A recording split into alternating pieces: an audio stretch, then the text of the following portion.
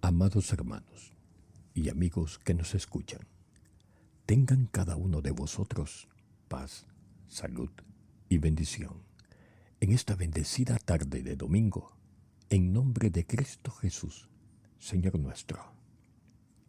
Hoy continuamos con la lectura del capítulo 22 del libro El deseado de todas las gentes, titulado Encarcelamiento y muerte de Juan.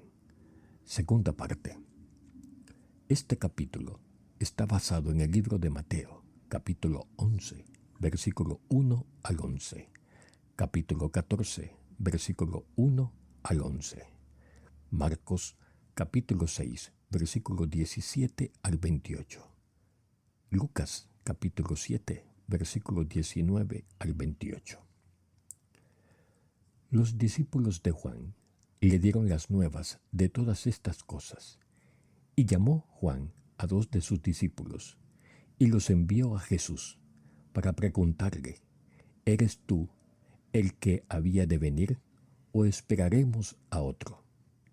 Lucas capítulo 7, versículos 18 y 19.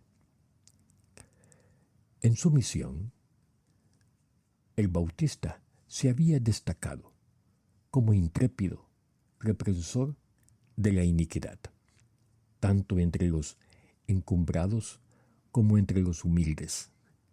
Había osado hacer frente al rey Herodes y reprocharle claramente su pecado.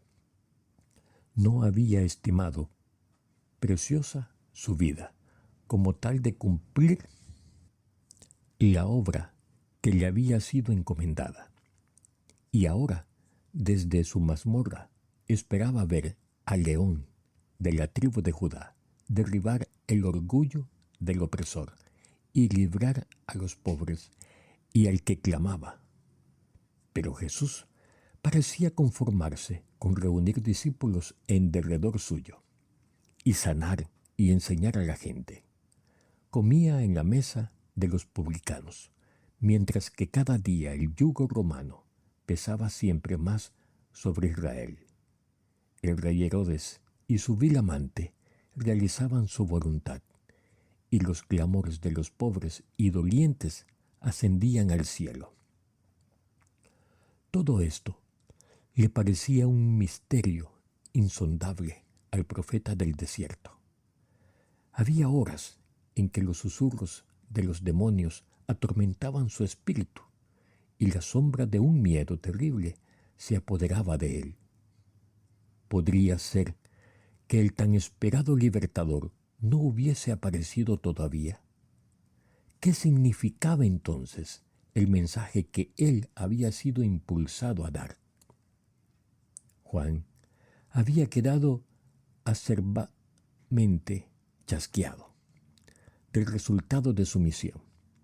Había esperado que el mensaje de Dios tuviese el mismo efecto que cuando la ley fue leída en los días de Josías y Esdras, que seguiría una profunda obra de arrepentimiento y regreso al Señor.